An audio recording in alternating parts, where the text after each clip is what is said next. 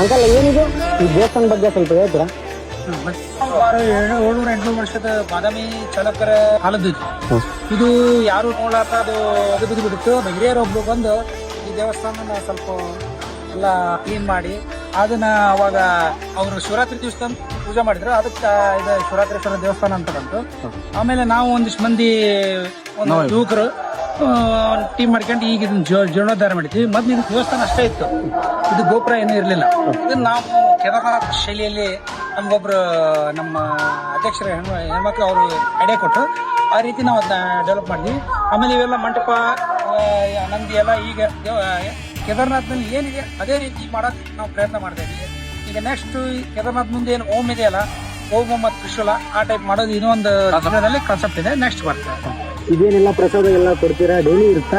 ಇಲ್ಲ, ಅಮಾವಾಸ್ಯೆಗೊಮ್ಮೆ. ಅಮಾವಾಸ್ಯೆ ಏನು ಭಕ್ತರ ಕೊಡಿಸ್ತೀರಾ ನೀವು? ಭಕ್ತರ ಸಾಕಂತ ನಾವು ಸ್ವಲ್ಪ ನಮ್ದೇನು ಇದು ಮಾಡ್ತೀವಿ.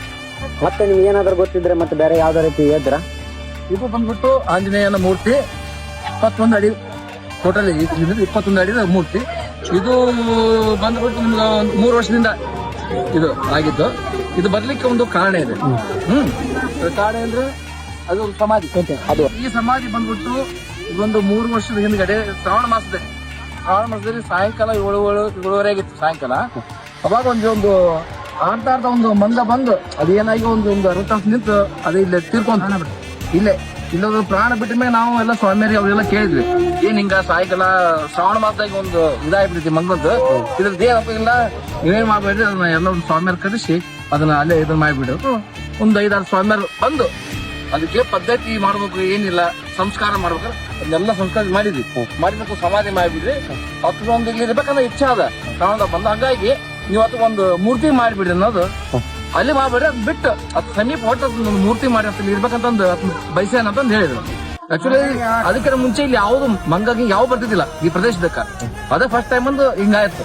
ಹಂಗಾಗಿ ಆಯ್ತು ಅಂತಂದು ಮತ್ತೊಂದು ಕೇಳಿ ಒಂದು ಇದಕ್ಕೊಂದು ಆಂಜನೇಯ ಮೂರ್ತಿನ ನಿರ್ಮಾಣ ಅಂದ್ರೆ ಮುಂದೆ ಬರುವ ದಿನಮಾನಗಳಲ್ಲಿ ಈ ಟೈಪ್ ಕಾನ್ಸೆಪ್ಟ್ ಮಾಡಿದ್ವಿ. ಒಂದು ತ್ರಿಶೂಲ, ಇನ್ನೊಂದು ಓಂ, ಇನ್ನೊಂದು 21 ಬರೀ 12 ಅಡಿ ಎತ್ತರದ ಓಂ, ಆಮೇಲೆ ತ್ರಿಶೂಲ, ಇವೆರಡನ್ನು ಇಲ್ಲಿ ಮಾಡ್ಬೇಕಂತ ಒಂದು ಬೈಕ್ ಇದೆ.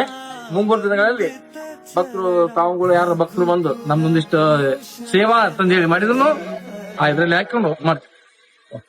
ಸೊ ಇಷ್ಟೆಲ್ಲ ಇದ್ರ ಇಶ್ಯೂ ಇದೆ ಅಂತ ಹೇಳ್ತಿದ್ರ. ಸೊ ಗುಡಿಯ ಬಗ್ಗೆ ವಿವರಣೆ ಕೇಳಿದ ತಕ್ಷಣ ನೀವು ರೆಸ್ಪಾನ್ಸ್ ಮಾಡಿ ಹೇಳಿದ್ದಕ್ಕೆ ಧನ್ಯವಾದಗಳು ಸರ್. ಧನ್ಯವಾದ.